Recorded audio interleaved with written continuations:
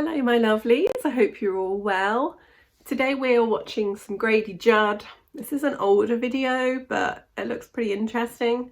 So this is teens who were involved in the death of a city librarian in Polk County. So yeah, bit of a sad subject, but hey, what else do we cover on this channel?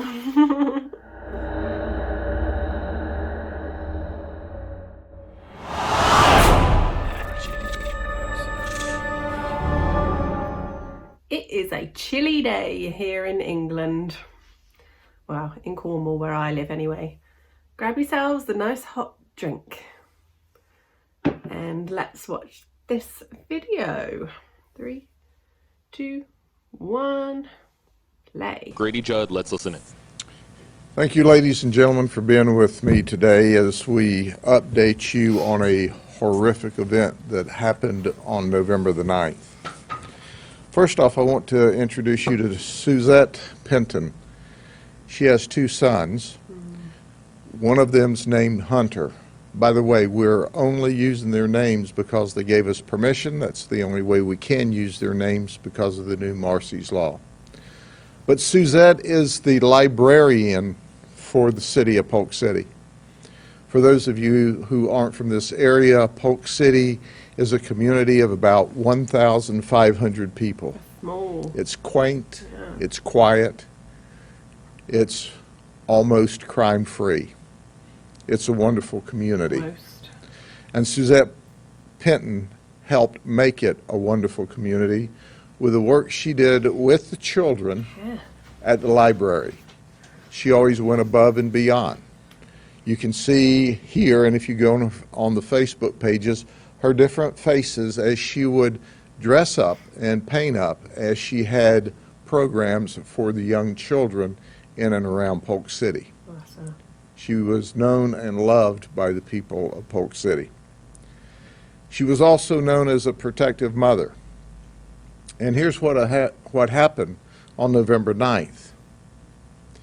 She left with her youngest son to run to the store for a few minutes. Little did she realize at that moment in time that directly across the street in a park, there were 4 people in a van. They were there waiting to go beat up Hunter. Now you say, why did all that occur? Well, here's what the rendition is as we understand at this point in the investigation. Kimberly Stone, who was 15 on that day, by the way, she turned 16 while locked up in juvenile detention. That was our birthday present to her. She got to serve it locked up. Was the ex-girlfriend to Hunter Penton. Right. They hadn't dated for about 6 months. Her new boyfriend is Elijah Stansel. He's 18 years of age. Well, Kimberly had been communicating back and forth online with Hunter and with other people, and also having, I would call it a post-dating disagreement, ongoing disagreement, where they were yeah-yaing and threatening and talking trash to each other. Teenage love. It was so bad that the school system had warned Kimberly, and in fact, on that very day, the 9th, had brought her in and suspended her from school, which was to start the next day, for her outrageous conduct. Oh dear. So she, in some of her rants and arguing back and forth in person and on social media, just said, well, I'll get my boyfriend and we'll come beat you up. So after school, that very day that she was suspended, and it was to start like the next day, she gets with her best friend, Hannah Eubank, and another friend by the name of Raven Sutton. Hannah's 14 and Raven's 16. And then they get with Elijah, and Elijah drives a van up to Hunter Penton's house, Suzette's son. Understand that Elijah didn't even know where Hunter lived. Kimberly had to direct them to the Polk City house.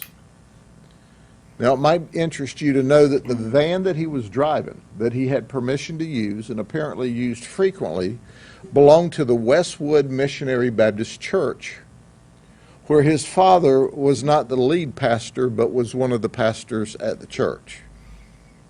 So they all pile in the church van from Westwood Missionary Baptist, and they go, and they're actually parked across the street and watch Suzette leave to go to the store. We have a video clip for you to see that really tells the rest of the story. They go up to the front door, being Elijah, Raven, and Hannah. The instigator of all this stays in the van. Kimberly stays inside the van. Howard. They knock on the front door. Well, at the Penton house, their main ingress and egress is the side door, so Hunter comes out the side door to see what's happening. Hunter has no idea that they're coming up there to fight him. When he comes out the side door, Elijah immediately confronts him in the carport and starts beating him up, where a fight ensues. We see that Hunter tried to, or either was forced into, back into the house as a result of the fight. Elijah is fighting with Hunter. Raven gets a couple of shots in during the fight, the best we can tell with the pieces of video we have. And Hannah is taking photographs or video in this. Scumbag. About that time, unexpectedly, Suzette comes back. She arrives. When she comes back, we see that our ringleader here, along with the other two, just kind of hurry off back to their van. Suzette actually sees the fight. She gets out and goes to the van in her car. Suzette is trying to take photographs of the getaway van. Elijah stands still, runs over her, completely over her. She has tire tracks on her body where he runs totally over her. Honestly. As we speak today, Detective Fulcher from our homicide team is on his way to the South County Jail, where he's still locked up, to charge him with murder. Interestingly enough, the 3 juveniles have been waived over by the state attorney's office from juvenile court to adult court. They're still locked up in juvenile detention, but are now facing adult charges of attempted murder that were originally filed, and as well as there was a burglary to an occupied residence and a battery. All of those are serious felonies. Yeah. They now have a bond. So under the juvenile system, they would have had to have been released at 21 days, or they would have had to negotiate a program. Our team has been working hand in glove with the state attorney's office. The state attorney, Brian Haas, and I have talked, and we're all exceptionally upset for a lot of reasons. What started out as a bunch of kids going to go up there and be a thug, going to be a tough person, going to beat up a guy over because he used to date Kimberly, turned into a murder. A murder. He controlled and could have stopped the murder, but he's the one, he's the driver that in the church van ran over and killed this beautiful lady who is so well thought of in the city librarian. This was witnessed by a lot of people. One of them worked for county utilities. he did what the people of Polk County are expected to do. He followed the suspect vehicle, the van, south on Berkeley Road and called 911 and continued to follow the van and give updates until the Auburndale Police Department and the Sheriff's Office could intercept the vehicle as it was traveling southbound into Auburndale. That was good of him. I need to point out that these folks went to Auburndale High School, and one of them actually went to another school, an academy. But Kimberly went to Auburndale High School, Hannah went to Auburndale High School, and I believe Raven went to Stepping Stone Academy. What's interesting about this, with the exception of Hannah Eubanks, which has a really bad attitude, she was arrested once in October or charged criminally in the juvenile system for giving false identification to law enforcement. Oh. But other than that, none of them have any criminal history. Zero. So they went from being rowdy, out of control juveniles on this day to Elijah's charged with murder, and certainly we've got attempted murder charges still in place, as well as burglary to an occupied residence and battery, which are F1s. It should have never happened. No. It's one more example for us to tell our children, when you misbehave, it can get out of hand. There's going to be a celebration of life for Suzette on November the 6th at the Bronson Community Center in Polk City at 2 o'clock in the afternoon. The community wanted us to put out that everyone's welcome to attend, and that's important because it's a small, tight-knit community where Suzette was a very important part of developing the young children in the community. You see, she taught people right from wrong. She taught people how to do things the right way. So at the end of the day, the case is still under investigation. There's still a lot of follow-up to go. We've not downloaded all of the data off of the cell phones and all of the camera videos. We have been working diligently to put this together with the state attorney's office, and we will update you. But at this time, only Elijah is charged with the actual murder because he is the one that was driving the vehicle, and he is the one that ran over and feloniously murdered a lady that was doing nothing but trying to gather photographs of suspects who attacked her child in his house at their home in this quaint, safe little community. Any questions? Did he have his own set of keys to that van, or did he like swipe them from his father? Oh, he had permission to use the van, is our understanding. Now, why in the world his father gave his son permission to use this van, I don't know. But it was a van that was traditionally used for maintenance. I'm told it was not necessarily a Sunday transportation van, but one that was used for maintenance. But he, according to the information that we've developed this far in the investigation, this kid was given permission to drive this vehicle. Keep in mind, he has no criminal history. Yeah. He doesn't work. But I tell you something. When Kimberly, at the time a 15-year-old girl, told him, get in your van and go with my ex-boyfriend, he did it. Were any of them part of a youth group, or you just happened to be a pastor or something? Not that we're aware of. Not that we're aware of. But they were all friends. The investigation goes on. Now, keep in mind, just last week we had an 18-year-old and a 17-year-old shoot and murder a person out in Yeah. out in the far east side of the county over a drug deal.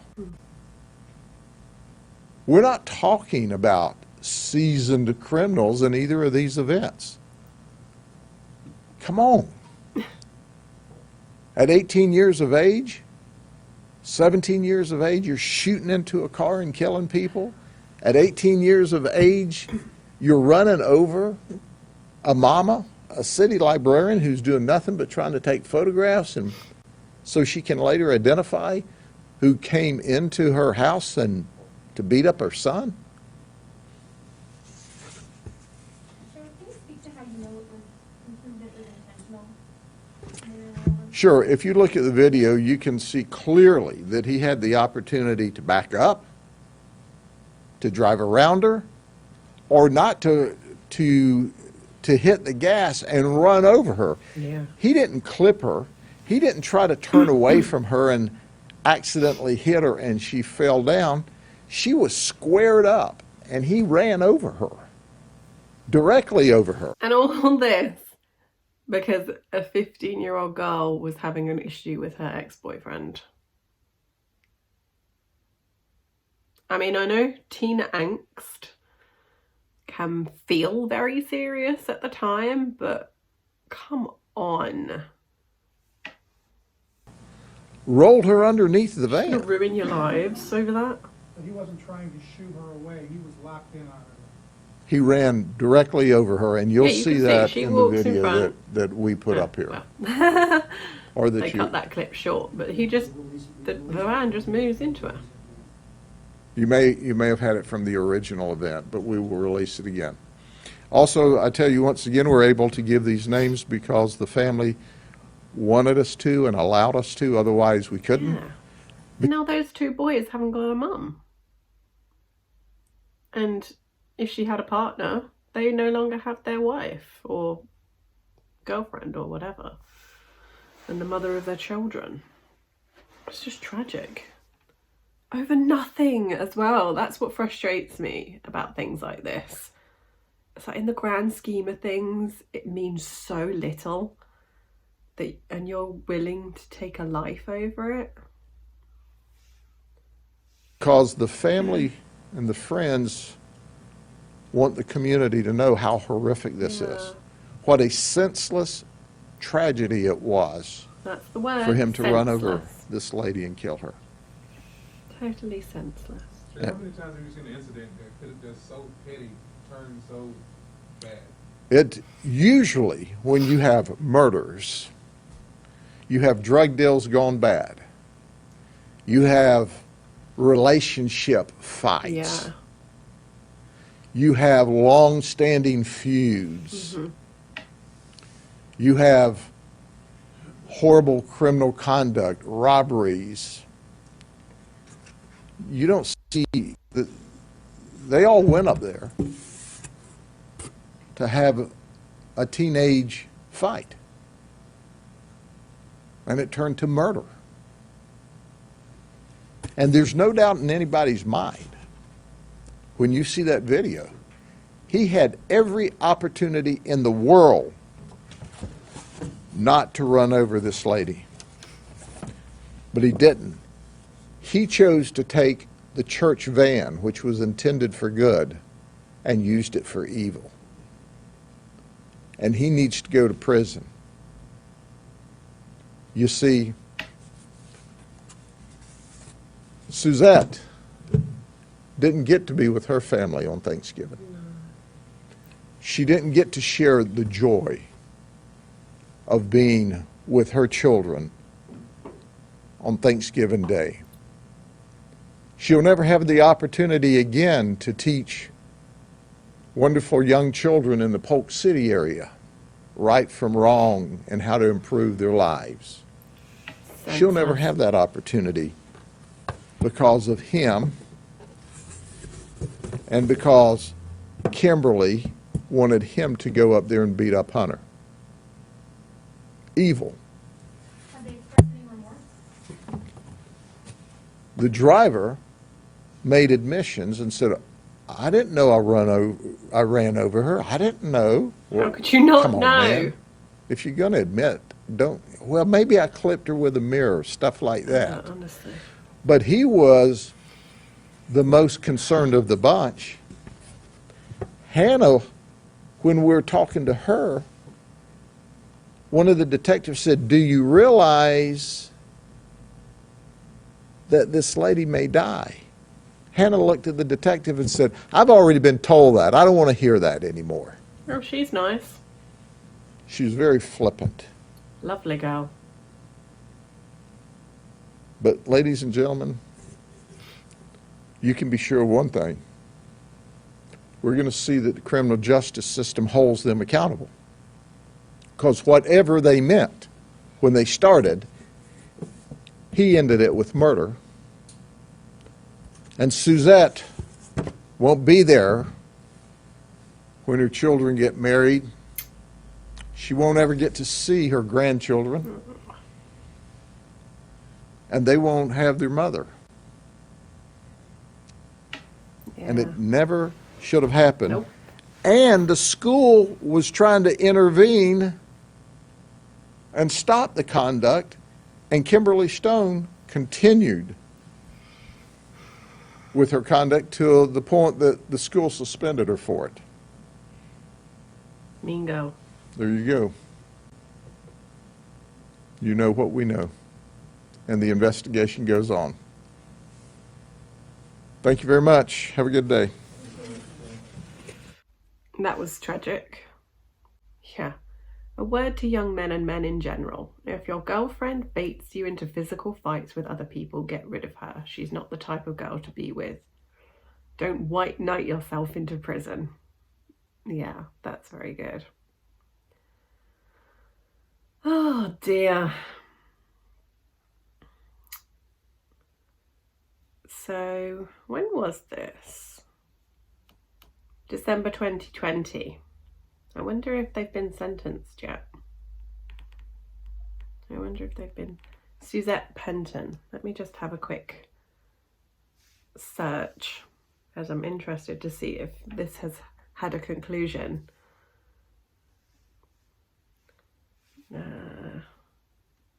Suzette Penton. There she is.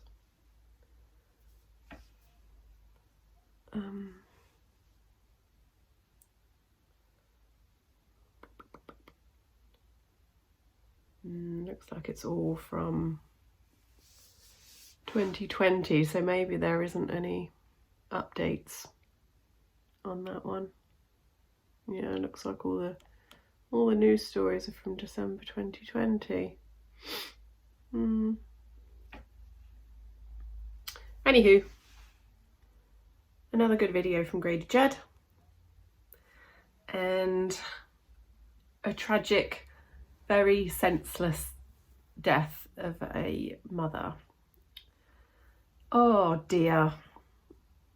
I know, obviously I was a teenager, so I understand that teenage issues seem like the biggest thing in the world to you when you are a teenager. Let's take these out. But honestly, I never would have tried to get a boyfriend to beat somebody up on my account. It just doesn't.